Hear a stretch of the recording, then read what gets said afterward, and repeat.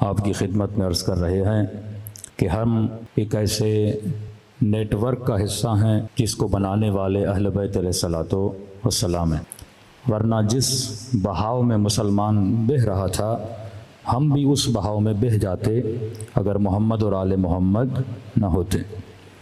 کچھ چیزیں دہرا رہا ہوں تاکہ جو لوگ ابتدائی مجالس میں نہیں تھے وہ ہمارے ساتھ جڑ جائیں۔ ہم نے کہا کہ یہ نیٹ ورک چند چیزوں کا ملزم ہے، اس نیٹ ورک میں ان چیزوں کی وجہ سے یہ نیٹ ورک آباد ہے۔ پہلا کہ اس نیٹ ورک کو چلانے والے قرآن اور اہل بیت ہیں کہ انی تارکم فیکم الثقلین کتاب اللہ و عترتی اہل بیتی، کہ میں دو چیزیں آپ کے درمیان چھوڑ کے جا رہا ہوں، ایک اللہ کی کتاب، دوسرا اہل بیت رسول۔ دوسرا یہ قرآن اور اہل بیت کہاں سے ان کو خوراک ملتی ہے، فیڈ کہاں سے ہوتے ہیں؟ تو فرمایا عقل اور حکمت۔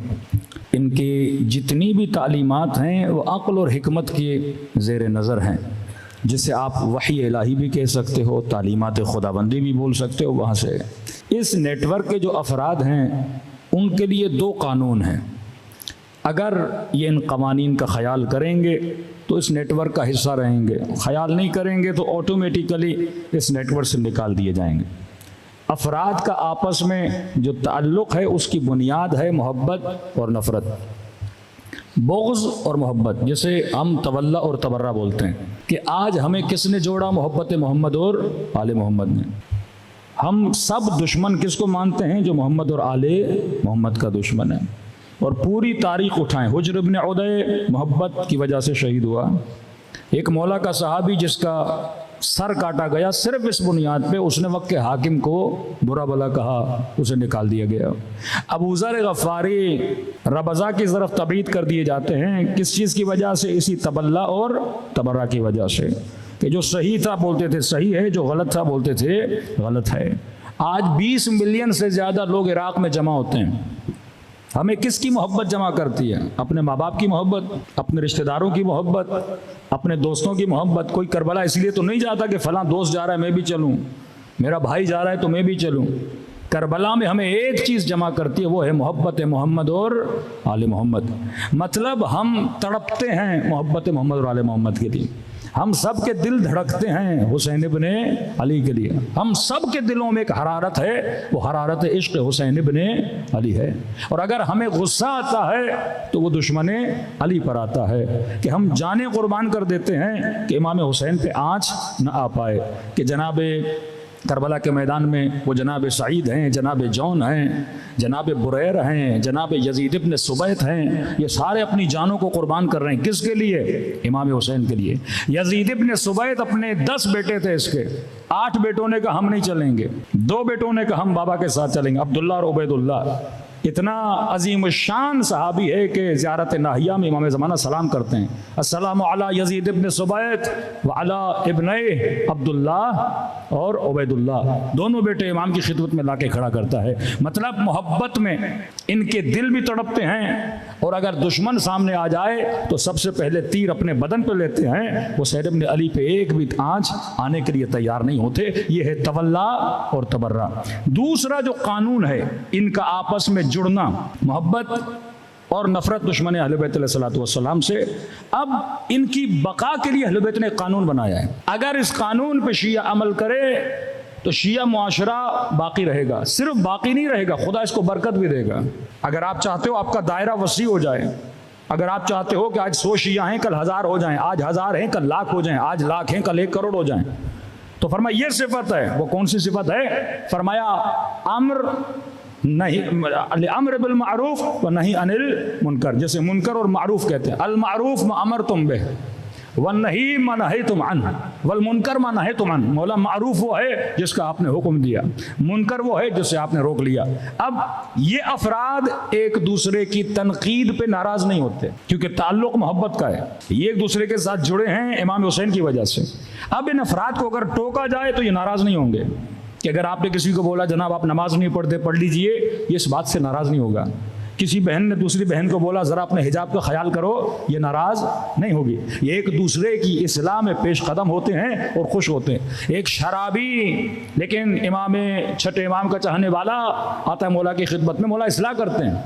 جناب ابو بصیر صحابی امام درس دے رہے ہیں لیکن خواتین کے ساتھ تھوڑی سی مذاق کرتے ہیں، امام اسے بلاتے ہیں اور فوراً اس کا کان پکڑتے ہیں، یعنی کان کھچائی کرتے ہیں کہ تم کبھی آج کے بعد خواتین سے مذاق نہ کیا کرو. تو اہل بیت سمجھاتے بھی تھے اور ان کو سمجھانے سے کبھی ان کے چاہنے والے ناراض نہیں ہوتے تھے. ناراض وہ ہوگا پھر جس کے دل میں تولا نہیں، ناراض وہ ہوگا پھر جس کے دل میں تبرہ ہے. مثلا کربلا کے میدان میں ابن سعد امام حسین کی نصیحت سے غصہ ہو رہا ہے. شبس ابن ربی جس لائن کا قصہ میں نے کل سنایا، یہ کہے کہ ابن سعد کیا ہم حسین کی نصیحت سننے آئے ہیں یا حسین ابن علی کو قتل کرنے آئے ہیں؟ تو فرمایا اس نیٹ ورک کا یہ نتیجہ. اب اللہ کہتا ہے نتیجہ یہ ہوگا کہ خدا تمہارے گھروں میں تمہارے معاشروں میں نظام عدل کو قائم کر دے گا. یہ نشانی ہے ظہور امام زمانہ کی. ملئت جورن و ظلما، مولا زمین ظلم اور جور سے بھر چکی ہے. جب آپ آؤ گے قسطن و عدلا، اس کے بعد کیا ہوگا؟ زمین خدا میں عدالت قائم ہو جائے گی. صلوات پڑھے محمد و آل محمد پر.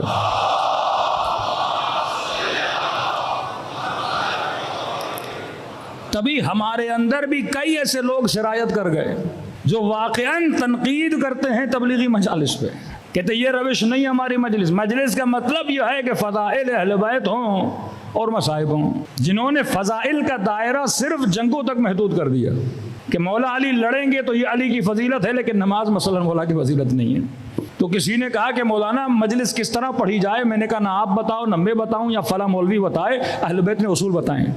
میں نے کہا پورا نہج البلاغہ مجالس علی ابن ابی طالب کا مجموعہ ہے. نہج البلاغہ کیا ہے؟ مجالس امیر المومنین ہے. آج ہم مجلس بولتے ہیں، اہل بیت کے زمانے میں خطبات بولتے تھے. کہ یہ میں شروع میں پڑھتا ہوں الحمدللہ رب العالمین الحمدللہ کما ہوا، یہ خطبہ ہے. اہل بیت خطبے سے ابتدا کرتے تھے اور پھر آگے جا کے کلام کرتے تھے تو کہتے تھے خطبات امیر المومنین. علی نے کیا دیا؟ خطبہ دیا. جناب سیدہ زہرا کی مجلس خواتین کے لیے الگو ہے، رول ماڈل ہے، تبھی کہتے ہیں خطبہ فدق، یہ سیدہ کی مجلس ہے. نہج البلاغہ امیر المومنین کی مجلس ہے. بڑے سے بڑے مولوی کو لا کر بٹھائیے کہ جناب ہم مجلس کی روش نکالنا چاہتے ہیں کہ اہل بیت مجلس کس طرح پڑھتے تھے. چھٹے امام کے خطبات، چوتھے امام کے خطبات، امام رضا کے خطبات، امیر المومنین کے خطبات. میں نے کہا روش مجلس خطبہ ہے امیر المومنین سے نکالو. خطبے کی ابتدا توحید خدا سے، اس کے بعد امیر المومنین واجبات کو گنواتے ہیں، اس کے بعد امر بالمعروف کرتے ہیں، نہی عن المنکر کرتے ہیں، آخر میں جا کے پھر بتاتے ہیں کہ تمہیں جو بتا رہے ہیں ان کی فضیلت کیا ہے. خطبہ جناب سیدہ فاطمہ زہرا اللہ کی توحید کا ذکر کرتی ہیں، نماز کا ذکر کرتی ہیں، زکوٰۃ کا ذکر کرتی ہیں، پھر عربوں کو ان کے حالات بتاتی ہیں کہ تم کیا تھے اور میرے بابا نے کیا کیا، پھر اپنی فضیلت کو بیان کرتی ہیں. خطبہ غدیر کو اٹھا لیجئے، رسول خدا ابتدائی خطبہ میں توحید کا ذکر کرتے ہیں، پھر نماز کا ذکر کرتے ہیں، پھر لوگوں کو خوف خدا دلاتے ہیں، پھر واجبات کی ترغیب دلاتے ہیں، پھر آخر میں آتے ہیں ولایت امیر المومنین کو بتاتے ہیں. مطلب ابتدا یہ ہوتی ہے اللہ کو مانو، پھر امر بالمعروف، پھر نہی عن المنکر، واجبات کو ادا کرو، محرمات سے بچو، لوگوں کو اچھائیوں کی دعوت دو، لوگوں کو برائیوں سے روکو. پھر آخر میں جا کے اہل بیت کا ذکر کرتے تھے کہ اگر تم نے سب کچھ کیا اور دل میں علی کی محبت نہ رہی تو عبادتیں منہ پہ ماری جائیں گی. ہم کیا کرتے ہیں؟ آخر کو لیتے ہیں کہ دنی مولانا شروع کو نہیں لینا. بندے خدا اگر معاشرے کے اندر اصلاح نہیں ہوگی، معاشرہ علوی معاشرہ کیسے بنے گا؟ اس جوان کو ہم نے امام زمانہ کے لیے تیار کرنا ہے، اس زبان کے برین کو امام زمانہ کے لیے. جب اس کی سوچ امام حسین جیسی نہیں بنے گی، جب اس کی فکر جناب زہرا جیسی نہیں بنے گی، یہ اس انقلاب مہدوی کے لیے تیار نہیں ہوگا. تو جب تک معاشرے میں گفتگو کا طریقہ وہ نہ ہو جو محمد اور آل محمد کا ہو. اب وہی کام جو دشمن اہل بیت نے کیا. کیا کام کیا؟ 3 ورژن بنائے. اس میں اتنی احادیث و روایات ہیں جو وقت میں واقع دامن وقت میں نہیں ہے. کوئی بھی نوجوان تھیسس لکھنا چاہے، میں نے کل کہا کہ آج کل تو آرٹیفیشل انٹیلیجنس آ گئی، آپ چیٹ جی پی ٹی میں بھی سوال کریں گے، آدھے جواب تو سارے وہاں پر آ جاتے ہیں. جعل حدیث کا ٹاپک کہ حدیث جال کے ساتھ، وہ ہمارے ہاں شیعوں کا ایک وہ مشہور ہے نا ایک بیان کہ جناب کے پیاز نہیں بک رہے تھے اور کہا کہ جس نے مکے کے پیاز کھائے اس پہ جنت واجب ہو گئی. تو یہ بالکل اسی طرح ہے کہ جس نے ایک شیعہ کو مارا اس پہ جنت کیا ہو گئی؟ واجب ہو گئی. یہ چمچ بھی اپنی جیبوں میں لے کے جاتے تھے کہ جب مر جائیں گے تو رسول خدا کے ساتھ ڈنر کروایا جائے گا. اس طرح کے مفتی تاریخ میں آپ بہت یحرفون الکلم، یہود نے یہی کیا کہ کلمات رسول خدا کی تحریف کی. پہلا ورژن کیا بنایا؟ اچھا یہ ساری تحریفات شروع ہو رہی ہیں صلح امام حسن کے بعد، کیونکہ اتنے سخت جنگیں کی امیر المومنین نے. خلیفہ کشی ہوئی، عثمان کا زمانہ، امیر علی کا زمانہ، عمر کا زمانہ، خلیفہ مارے ہیں لوگ، خلیفہ مار رہے ہیں. یہ سارے لوگ جو عثمان کو قتل کرنے کے لیے آئے تھے کہاں سے آئے تھے؟ یہ مصر کے مسلمان تھے، یہ سارے کلمہ گو تھے. یہ جو امیر المومنین کے مقابلے میں کھڑے تھے یہ کون ہیں؟ یہ وہی ہیں جو کلمہ گو ہیں. کوئی نمازی ہے، کوئی حاجی ہے، کوئی کیا ہے، کوئی کیا ہے. اب انہوں نے کہا کہ لوگ ہماری برائیوں کو دیکھ کے ہمارے خلاف اٹھتے ہیں، تو انہوں نے حدیثیں کا کارخانہ لگایا، حدیثیں بنانا شروع کی، سینکڑوں حدیثیں. کہ آج آپ دیکھیں محمد علی مرزا انجینئر آدھی باتیں سچ کہہ جاتا ہے، پھر اینڈ میں اٹک جاتا ہے. کیوں؟ اس کا سورس اہل بیت نہیں ہے. ٹھیک ہے، آدھی باتیں اس کے کتاب میں جو آ گئیں، جو اس کی عقل سے ٹکرائیں، اس نے ساری بیان کی کہ معاویہ نے کیا کیا، وہ بتاتا ہے لوگوں کو. یہ بھی غلط کیا، یہاں پر بھی باطل تھا، یہاں پر بھی علی اکبر تھے، یہاں پر بھی علی اکبر تھے، یہاں پر بھی علی اکبر تھے. یہ حدیث رسول ہے، علی کو مولا کہا، آپ بھی مولا بولیں، کوئی مسئلہ نہیں. آ کے پھر ایک جگہ پہ اٹک جاتا ہے. کیوں؟ کیونکہ سورس اس کا یہی مسلم اور بخاری ہے. مسلم اور بخاری میں یہ حدیثیں بکثرت کے ساتھ نقل ہیں کہ آپ حاکم کے خلاف قیام نہیں کر سکتے. کہ میں نے کل کافی ریفرنس آپ کو دیے، موٹی موٹی باتیں. پہلے یہ تھا کہ حاکم کو برا نہیں کہہ سکتے، ہاں دل میں اس کے لیے شکایت رکھو، لیکن زبان سے اظہار نہیں کر سکتے کہ جناب آپ شراب پیتے ہو، آپ بے نمازی ہو، آپ فسق و فجور کیوں کرتے ہو. نہیں، پہلا ورژن یہ تھا. پھر اپڈیٹ ہوا ان کا سافٹ ویئر. پہلے کہا کہ حاکم کو برا نہیں کہہ سکتے، پھر کہا کہ جو حاکم کو برا کہے گا اللہ اسے قیامت میں رسوا کرے گا، جو حاکم کو برا کہے گا وہ جہنم میں بنے گا، جو حاکم کو برا کہے گا وہ اپنے چہرے کے ساتھ جا کے جہنم میں جا کے گرے گا. کہ اگر حاکم کے وجود کے اندر شیطان بھی چلا جائے، اگر وہ آپ کے دین کو بھی تباہ کر دے، آپ کو حق نہیں حاکم کے خلاف بولے، کیونکہ قرآن کی آیت ہے اطیعوا اللہ و اطیعوا الرسول و اولی الامر منکم. اللہ کی اطاعت کرو، رسول کی اطاعت کرو. تیسری اطاعت کس کی ہے؟ اولی الامر کی اطاعت ہے. اولی الامر جس نے حکومت کی. الملک لمن غلب، ملک اس کا ہے جو اس پہ غالب آ گیا. اب چاہے غالب یزید آئے یہ اس کا ملک ہے، غالب امیر شام آئے یہ اس کا ملک ہے. میں نے کہا نا اہل سنت میں کوئی میکنزم نہیں تھا خلافت کا.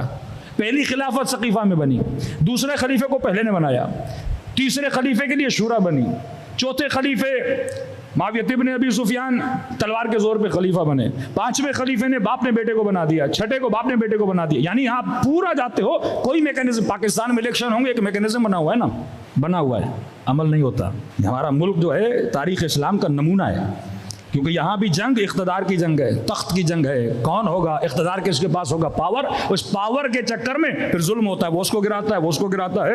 اس دن یہاں پہ لائٹ چلی گئی تو میں نے کہا کہ آپ نے بندوبست نہیں کیا. تو انتظامیہ نے کہا مولانا اس علاقے میں کبھی لائٹ جاتی نہیں ہے لہٰذا ہم نے بندوبست نہیں کیا.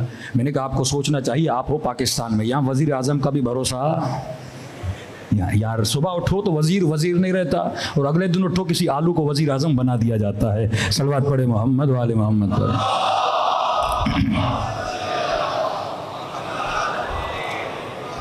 پنجاب میں ایک جگہ مجلس پڑھ رہا تھا اور میں نے لفظ آلو استعمال کیا تو کہا کہ مولانا آپ نے آلو کیوں کہا. میں نے کبھی آپ نے سوچا اتنے لوگ تھے، ایک خاص بندے کو وزیر اعظم کیوں بنایا گیا؟ تو میں نے کہا سبزیوں میں جو آلو ہے وہ ہر سبزی میں فٹ ہو جاتا ہے. تو بعض لوگ ایسے ہیں جو ہر جگہ کیا ہو جاتے ہیں، فٹ ہو جاتے ہیں. یہ آپ لوگوں کے لیے بصیرت کی نگاہ ہے کہ کون بندہ کہاں بیٹھا ہے. صلوات پڑھے محمد والے محمد پر.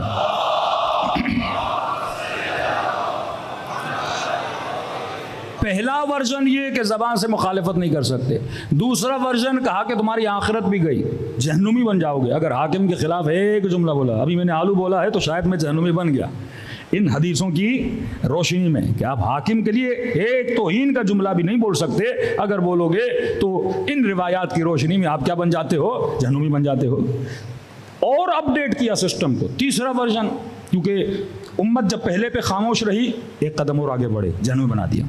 امت جب دوسرے قدم پہ خاموش رہی تو تیسرے قدم پر آئے. کہ رسول خدا نے فرمایا ہے جو جماعت سے جدا ہو جائے، امت بیعت کر لے اور ایک بندہ مخالفت کرے تو اس کا قتل بھی جائز ہے، چاہے وہ کوئی بھی کیوں نہ ہو. اب سوچو کہ جب سیدہ دروازے کے پیچھے تھیں، یہ جملے ہیں ہماری تاریخ میں، ان کے نہیں ہے تو نہیں ہے. کہا کہ مجھے نہیں پہچانتے میں کون ہوں، مصطفیٰ کی بیٹی ہوں، اس گھر میں حسنین رہتے ہیں. اس نے کہا فاطمہ ہو تو کیا، حسنین ہیں تو کیا، وہی نظریہ اگر مقابلے میں آئے تو چاہے کوئی بھی ہو اس کا قتل کیا ہو جاتا ہے، جائز ہو جاتا ہے۔ پہلے کہا قتل جائز ہے، پھر قتل کر کے دکھایا۔ واقع حرہ 70 کے قریب اصحاب، 700 کے قریب قاریان قرآن 3 دن مدینے کو حلال کیا۔ واقع حرہ کے بعد عبد الملک مروان کے زمانے میں حجاج ابن یوسف اٹیک کرتے ہیں مدینے پر۔ عبداللہ ابن عمر، جناب عمر کے بیٹے، کہتے ہیں اس قدر چیزیں سرایت کر چکی تھیں لوگوں کی ذہنوں میں کہ بھائی حاکم کی بیعت کرو ورنہ جہنمی بن جاؤ گے۔ کہتے ہیں حجاج ابن یوسف اپنے گھر میں سو رہا تھا اور کسی فعل بد میں مبتلا تھا، یہ دروازے پر آئے کہ میں نے بیعت کرنی ہے۔ لوگوں نے کہا بھائی ابھی بزی ہیں جناب، میں نہیں بتا سکتا وہ کس کام میں بزی تھا، کہ ابھی بزی ہے جناب، کہا نہیں میں نے بیعت کرنی ہے۔ ایسا نہ ہو کہ کیونکہ اگر بیعت کرے بغیر بندہ مر گیا تو جہالت کی موت مرا۔ کہتے ہیں انہوں نے کہا بھائی وہ بہت اصرار کر رہے ہیں بیعت کرنی ہے۔ کہہ رہے ہیں یہ اتنا بد اخلاق تھا کہ صحابی کا بیٹا بیعت کرنے آیا، یہ بستر پہ سو رہا تھا، اس نے کہا میں بزی ہوں، اس نے اپنی ٹانگ نکالی اور کہا کہ میرے پیر سے کیا کر لو، بیعت کر لو، اور وہ پیر پہ ہاتھ لگا کے چلے گئے کہ ہماری کیا ہو گئی، بیعت ہو گئی۔ تیسرا ورژن قتل کرو، اور قتل کیا، اتنا قتل کیا کہ آپ کی سوچ ہے۔ کہتے ہیں مسجد کوفہ سے خون ایسے باہر آتا تھا جیسے بندہ کوئی مسجد کو پانی سے دھو رہا ہو، اتنے سر کاٹے کہ ان سروں پہ قالیچے بچھا کے چلا کرتے تھے، یہی اسی فتوے کی بنیاد پر۔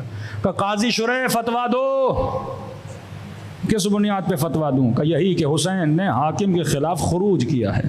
واللہ آج آپ چلے جائیے ان لوگوں کو جو یہی عقیدہ رکھتے ہیں، اس میں ذہبی ہے، اس میں قرطبی ہے، اس میں سارے اکابر امت انہی حدیثوں کے چکر میں پھنسے ہوئے ہیں۔ تو میں کہتا ہوں نا جب ماخذ اور منبع اہل بیت نہ ہو تو لوگ گمراہ ہو جاتے ہیں۔ آج آپ کا مسلمان بھائی وہ بیچارہ کیا کرے، وہ کتاب اٹھاتا ہے ایک طرف قال رسول اللہ، جس نے حاکم کے خلاف قیام کیا، حاکم چاہے حبشی ہو، حاکم چاہے فاسق ہو، حاکم چاہے شرابی ہو، اس کے خلاف قیام نہیں کرنا، جماعت امت سے الگ نہیں ہونا، رفض تم رافضی بن جاؤ گے، اس کا قتل جائز ہے۔ اب ایک مرتبہ دیکھتا ہے کہ نبی کا نواسہ قیام کر رہا ہے، تو کہتے دیکھو احترام اپنی جگہ پر، لیکن یہاں پہ حسین نے جماعت سے اختلاف کر کے الگ ہوئے، اور نبی کا فرمان یہ تھا، لہٰذا امت میں فتنہ ہو گیا، اتنا بڑا قتل ہو گیا۔ حسین کو نہیں آنا چاہیے تھا۔ یہ نہیں کہتے کہ یزید نے جو کیا غلط تھا، کہتے نہیں، یزید حسین ابن علی نیاز باللہ غلط کیا قیام کر کے، یزید کو احتراماً کچھ نہیں کرنا چاہیے تھا، اس کے فعل کو برا نہیں کہتے۔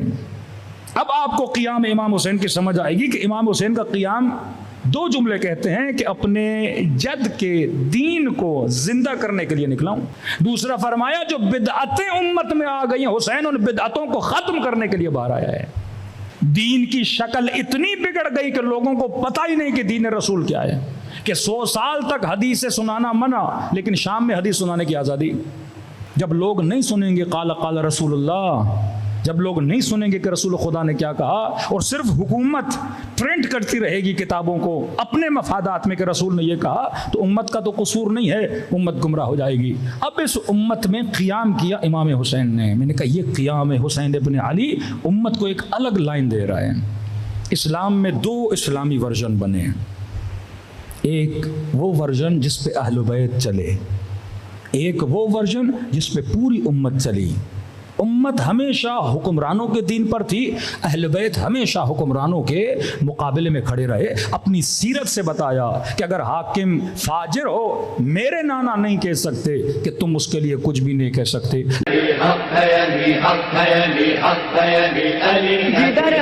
ادھر مولا، جدھر حق ہے ادھر مولا، جدھر مولا ادھر حق ہے۔ علی علی علی حق ہے، علی حق ہے۔